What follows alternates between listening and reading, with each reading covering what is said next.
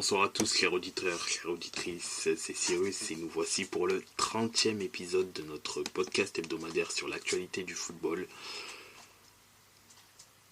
Pour parler de ce qui s'est passé durant ce début de semaine, on est quand même jeudi, mais sur cette semaine-là, je serai accompagné d'Alexis.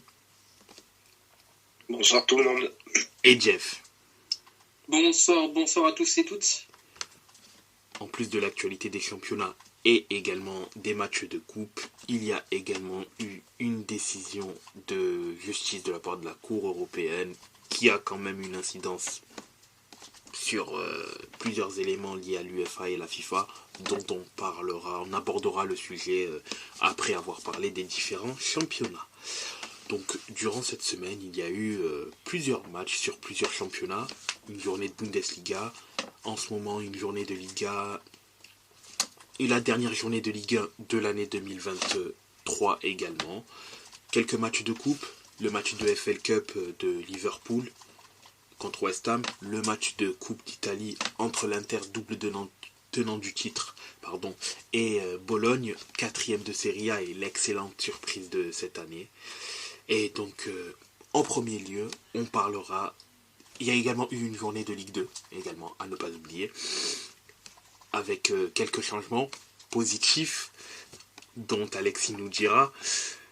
Et donc pour ce faire, on parlera en premier lieu donc de la Bundesliga, de la Ligue 2, et ensuite de la Liga, puisqu'elle est également en cours, et des matchs de coupe.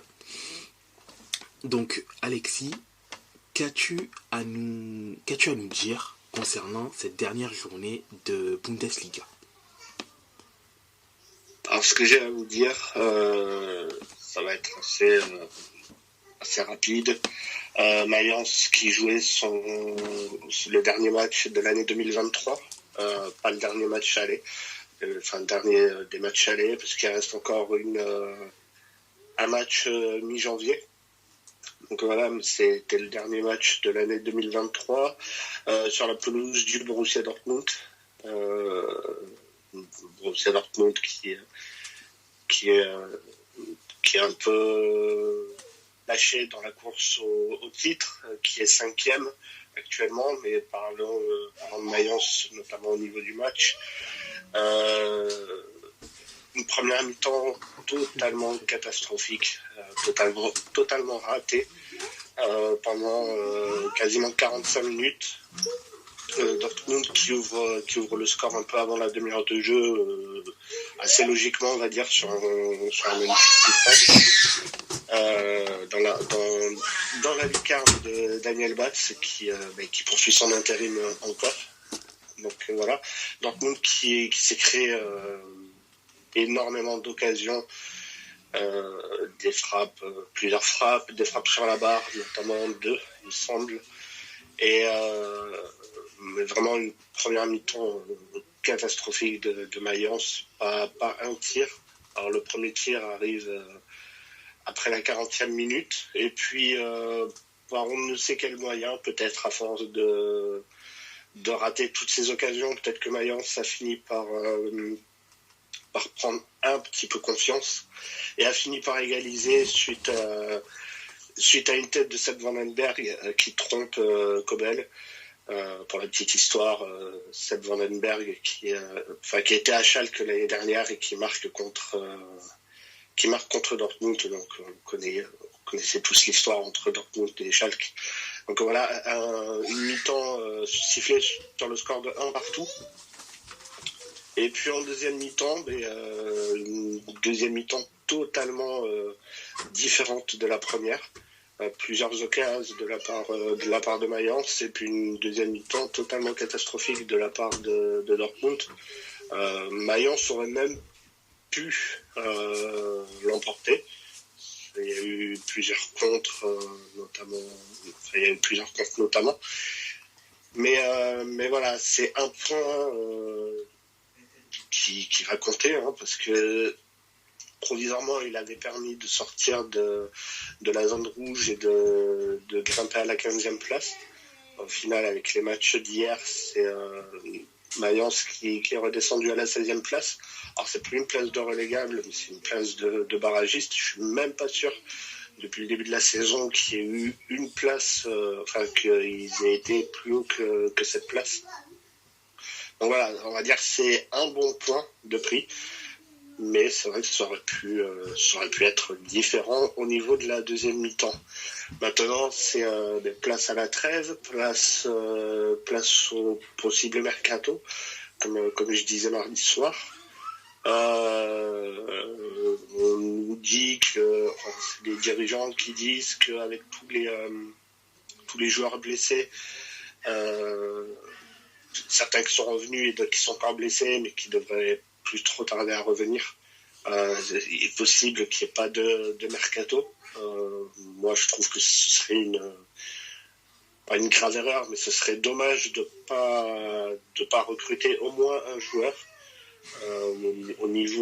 peut-être au niveau défensif, je dirais. Mais voilà, puis aussi est-ce qu'on va retourner est-ce qu'on va aller à 2024 avec ce même coach. Je disais plusieurs fois que j'étais partisan léger du maintien de Siebert. Je commence à me poser des questions. C'est vrai que c'est un tout petit peu mieux que la période Svensson, mais c'est trop juste en fait, parce que c'est compliqué. Je pense que maintenant, si on me demande mon avis, je pense qu'il sera maintenu au moins jusqu'à la fin de la saison. Et je pense pas qu'il y aura un nouveau coach. Je trouve que c'est bien dommage, mais ça c'est pas très grave. Donc voilà, c'est beaucoup de choses qui vont se passer, enfin beaucoup de choses ou pas, qui devraient se passer dans les prochains jours, tout au long du mois de janvier. Il me semble avoir lu qu'il reprenait le 2 janvier avec un stage en Espagne juste après, et le retour au championnat qui aura lieu le week-end du 13 janvier avec la réception de Wolfsburg. Donc voilà à peu près ce que je pouvais dire sur Mayence. Tant mieux que cette année 2023 footballistique se termine, parce que c'était vraiment catastrophique. Une seule victoire depuis le mois de juillet. Mais j'accepte les victoires en coupe, enfin la victoire en coupe, parce qu'il n'y en a eu qu'une. Donc voilà, il faudra vite repartir du bon pied. On reçoit Wolfsburg le 13, puis après, non, ici il y a un déplacement à Wolfsburg le 13, et ensuite on reçoit ces deux matchs à domicile, Wolfsburg et l'Union Berlin, qui joue le maintien, qui est juste classé devant nous. Donc faudra vite être prêt pour 2024, parce que les autres équipes devant, elles le sont, et faudra vite prendre des points, que ce soit à domicile ou à l'extérieur, surtout à domicile, parce que même le match du week-end dernier, qu'on a joué contre Heidenheim, c'était vraiment catastrophique. C'était un match qui aurait pu permettre au club de sortir complètement de la zone rouge, parce qu'avec le match de mardi, ça aurait permis de sortir de la zone rouge. Voilà, c'est un match qui a été raté malgré toutes les occasions. Et c'est là aussi que je reproche à Sievert de ne pas avoir su motiver encore plus les joueurs, en fait, que ce soit Heidenheim ou Dortmund. Je pense qu'ils auraient dû être motivés de la même manière. Donc voilà à peu près ce que je pouvais dire sur Mayence. Si vous voulez les autres résultats de la journée. Alors d'abord, je voudrais juste te demander, parce que tu dis que t'es mitigé sur la prolongation du coach actuel ou un autre coach, mais est-ce qu'un autre coach pourrait faire mieux avec l'équipe actuelle aussi? Ça c'est la question qui revient, que ce soit Mayence ou un autre coach, hein, je parlais de Bordeaux rapidement, mais quand on voit que Bordeaux a changé de coach et c'est pas forcément mieux, C'est toujours les questions qu'on se pose. Maintenant, les qualités que je trouve au coach actuel, c'est que c'est un très bon formateur, parce que de base, c'est l'entraîneur des U23. Donc, il connaît certains joueurs, il connaît des joueurs qui étaient là. Enfin, c'est un gars du club, donc il connaît ses joueurs. Maintenant, un autre coach, est-ce qu'il ferait mieux? Ça, je saurais pas te dire. Maintenant, faudrait voir qui, par exemple, serait nommé. Parce que j'ai vu dans un résumé, enfin, je sais pas si c'était un journaliste ou un supporter qui disait que vraiment c'était une bonne idée de continuer avec un autre coach, et puis donner le nom d'Horst Fischer, l'ancien coach de l'Union Berlin. Je trouve que ce serait, alors je dis pas qu'on peut attirer des grands coachs, hein, mais je trouve que ce serait une erreur, parce que c'est un coach qui, alors il a fait du bon travail avec Berlin, mais je trouve que ce serait une mauvaise idée, parce qu'il avait commencé la saison avec Berlin qui est pas mieux que Mayence, donc je suis pas sûr que ce soit une bonne idée. Maintenant, ce que je dis, c'est que ça serait pas une bonne idée. Ça pourrait être une bonne idée comme une mauvaise idée, en fait, de changer de coach. Tout ça me laisse un peu perplexe, on va dire. Maintenant, avec les joueurs qui vont revenir, je pense que ça peut tenir, parce que ça reste des bons joueurs. Hein. Ils ont terminé 9e la saison dernière, là ils sont actuellement 16e, donc il y a forcément un truc qui va pas. Toutes les absences, c'est quelque chose. Il y a eu les blessures, donc voilà. Je suis perplexe, en fait, vis-à-vis de cette question. Et okay. Moi, de mon côté, j'ai une autre question, pas forcément pour Mayence, mais pour une autre équipe de Bundesliga dont tu as parlé, Dortmund. Il s'avère qu'apparemment, il y aurait des tensions entre le coach et une partie de son vestiaire, notamment ce que j'appelle vulgairement les sénateurs du vestiaire. Est-ce que tu penses que si Dortmund reste dans cette lignée en termes de résultats, il risque de terminer la saison? Terzic, je crois, c'est le coach d'ailleurs. Oui. Est-ce que tu penses qu'il pourrait être débarqué?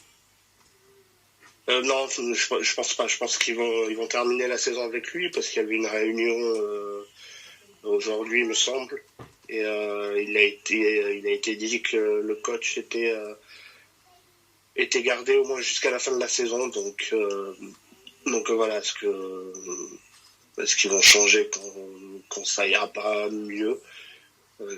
Non, je pense qu'ils iront à la fin de la saison, enfin jusqu'à la fin de la saison avec lui.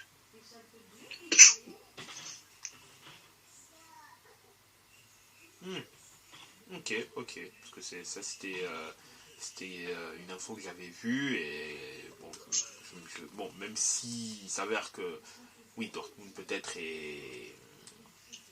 n'est pas le mieux classé au championnat, mais bon, ils ne sont pas, du moins, c'est pas définitif, et surtout ils ont réussi à terminer premier du groupe de la mort. S'il y avait eu, je pense, élimination et Europa League, peut-être que la question se poserait, mais bon, ils ont quand même réussi à terminer premier.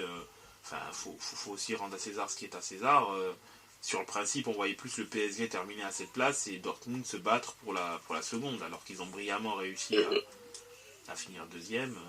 Même s'il y a un peu de distance en championnat, faut aussi pas oublier que sur le volet européen, ça va. C'est vrai que c'est différent effectivement entre la C1 et le championnat. C'est une toute autre équipe que ce qu'ils mettent dans le championnat, quoi.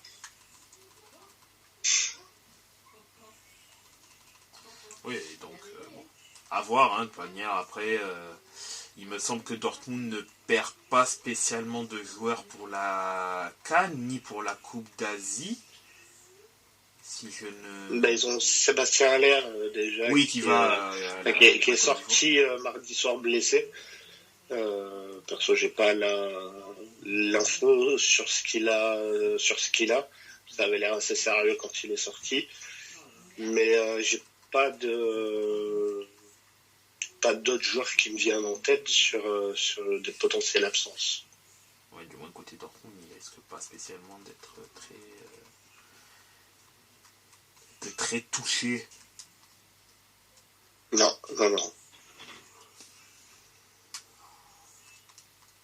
Ce qui n'est pas... Enfin, d'un côté, tant mieux pour eux, hein, ça leur permettra d'avoir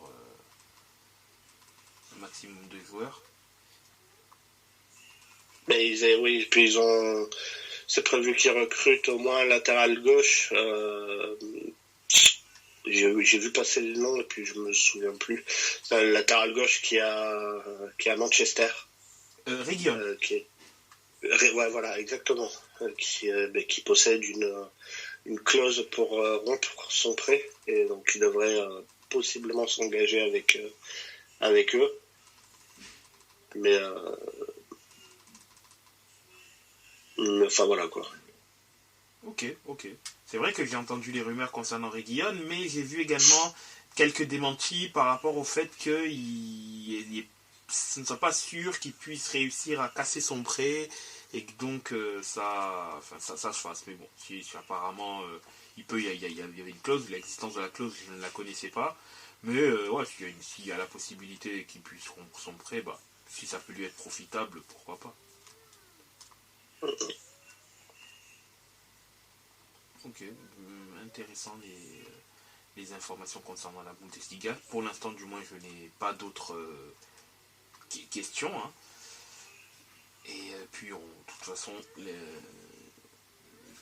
pense que on fera également un petit bilan de la Bundesliga, même s'il risque pas spécialement d'être très très long, bien que l'accent sera surtout mis sur forcément le Bayer Leverkusen qui est la sensation de ce début de ces enfin pas de cette, je vais pas dire de cette saison, mais de ces derniers mois, puisqu'au final ils sont sur une série de 26 matchs sans défaite actuellement, donc c'est pas rien, bien évidemment, et sur ça on en reparlera lorsqu'on fera le bilan de la Bundesliga. Donc après l'Allemagne, on peut voyager en France, d'abord en Ligue 2. Tu voulais pas les scores? Ah oui, les scores concernant les autres matchs, c'est vrai. Il n'y a pas eu... Mais la journée qui s'ouvrait mardi entre le Werder Bremen et Leipzig, il y a eu un partout. Donc Dortmund-Mayence, un partout. Mardi également, il y a eu Offenheim-Darmstadt, 3 partout. Et hier, il y a eu le duel des très mal classés entre l'Union Berlin et Cologne. Victoire donc de l'Union 2-0. Et d'ailleurs, cette défaite qui aura causé la démission de l'entraîneur de Cologne, Stéphane Baumgart. Voilà, qui a démissionné après cette défaite. Cologne qui est actuellement 17e. Francfort qui s'est imposé 2-1 face à Gladbach, avec notamment deux buts dans les arrêts de jeu, qui permettent donc à Francfort de s'imposer. Heidenheim qui a battu Fribourg 3-2. Stuttgart qui a battu Augsbourg 3-0. Leverkusen, donc on en parlait, qui a battu Bochum 4-0. Et le Bayern qui s'est imposé 2-1 à Wolfsburg. On peut dire que donc le mi-janvier, il y aura la dernière journée de match aller entre le Bayern et Offenheim, Fribourg et Union Berlin, Mayence qui recevra donc Wolfsburg, un match entre Augsbourg et Leverkusen, Leipzig-Francfort, qui peut être assez intéressant, Cologne et Heidenheim, Darmstadt-Dortmund, Bochum-Werder et Gladbach-Stuttgart. Et au niveau du classement, donc on l'a dit, puis on en a parlé, c'est Leverkusen qui est en tête avec 42 points. Le Bayern est deuxième, mais avec un match en retard, 38 points. Le Stuttgart est 3e avec 34 points. 4e Leipzig, 33 points. Dortmund est 5e avec 27 points. 6e Francfort et Hoffenheim et Fribourg avec 24 points. 9e, c'est Heidenheim, très surprenant, qui est 9e. Wolfsburg est 10e. 11e Augsbourg avec 18 points. Gladbach est 12e avec 17 points. 13e, le Werder Bremen et Bochum avec 16 points. 15e, l'Union Berlin avec 13 points. 16e, 17e et 18e, Mayence, Cologne et Darmstadt avec 10 points.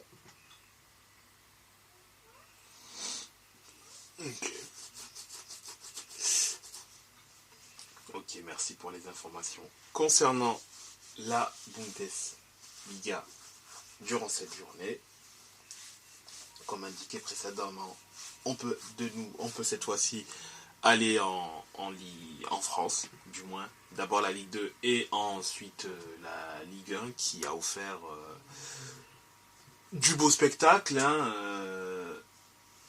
La revanche des attaquants, comme je l'appelle pour cette journée-là, que j'expliquerai après.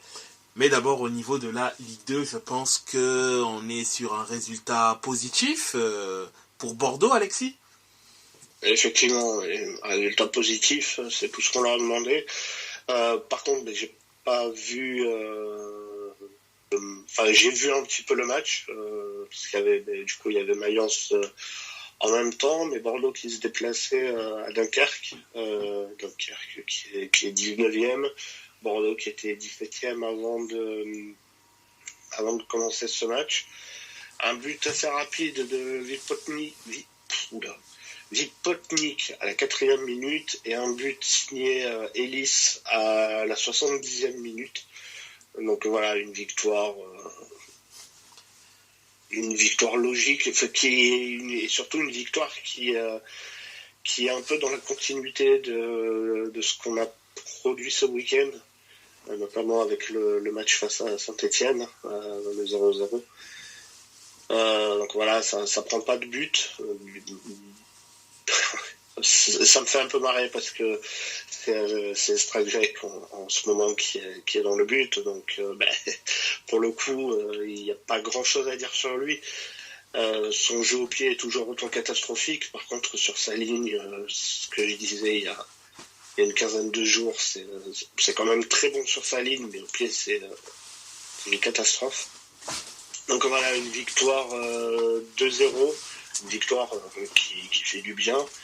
Et surtout une victoire qui permet de sortir de la zone de relégation dans l'attente, et du coup comme Mayence d'un possible mercato.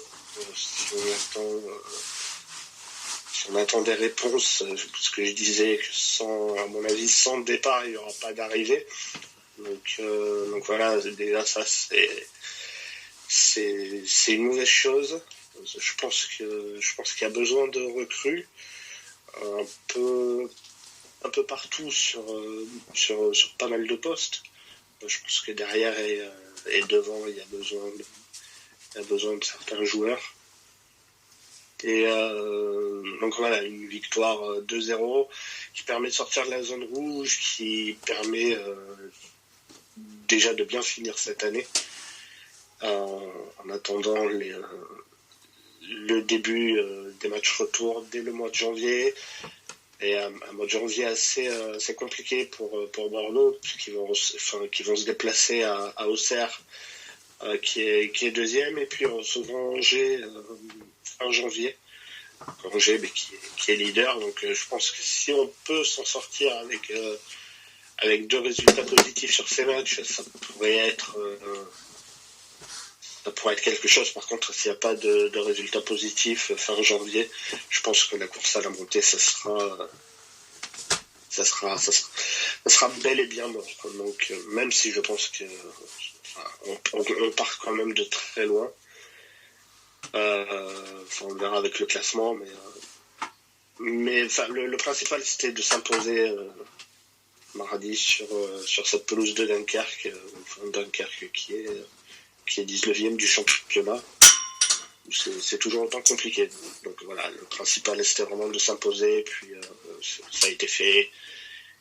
Et puis comme Mayence, on parle plus de cette année 2023. Une année 2023 qui est bien plus compliquée du coup pour les Girondins parce que c'est ce qui s'est passé cet été. La moitié de saison est catastrophique. En fait, je pense que c'est le même bilan que je tire en fait entre Bordeaux et Mayence. Après, c'est vrai que Mayence, au vu de ce qu'elle a montré, enfin, que l'équipe a montré l'année dernière, on ne s'attendait absolument pas que l'équipe soit à ce niveau-là. Après, Bordeaux, on peut dire que, bien évidemment, on n'attend pas que Bordeaux soit aussi bas sur le classement, mais disons que par les difficultés déjà entrevues par rapport au fait que, concernant l'histoire de la viabilité du club en Ligue 2, puisque forcément, le fait que Bordeaux ne soit pas passé pose la question de la viabilité du club en Ligue 2. Déjà, ça a été un peu aussi compliqué. Puis ensuite, bien que ça ne soit pas prévisible, et que c'était quand même l'un des favoris à la Ligue 2, c'est un peu loin, mais on peut dire que tout n'est pas perdu, puisque c'est une histoire de série. Là où, en effet, côté Mayence, ça risque d'être compliqué, même si je pense que vous n'avez quand même pas été verni non plus, ce qui a fait que, ou également niveau blessure, etc., ce qui a fait que, voilà, ça n'a pas aidé pour que vous puissiez être compétitif. Là où côté Bordeaux, étant donné que la Ligue 2 c'est un peu un championnat BATA-RD dans lequel c'est beaucoup une histoire de série, s'il s'avère que vous commencez à enchaîner les bons résultats, c'est là où une dynamique peut éventuellement se créer et que tout peut aller bien, comme tu l'as si bien dit, et je suis complètement d'accord avec toi. Je pense que si d'ici fin janvier, Bordeaux n'enchaîne pas les résultats positifs, ça va quand même être compliqué pour eux de chercher la montée. Parce qu'au final, faut que cette impulsion, elle vienne assez vite. Parce que derrière les concurrents, eux les concurrents, ils ne vont pas tout le temps lâcher des points et donc forcément, va falloir que Bordeaux se magne, mine de rien. Et je pense, comme toi, que si Bordeaux arrive à prendre le train dès maintenant, il y aura toujours la possibilité de finir, peut-être pas dans les 2 premiers, mais au moins dans la place des barragistes. Ce qui est le minimum syndical. Bon, même si le minimum syndical pour vous est de remonter directement au vu.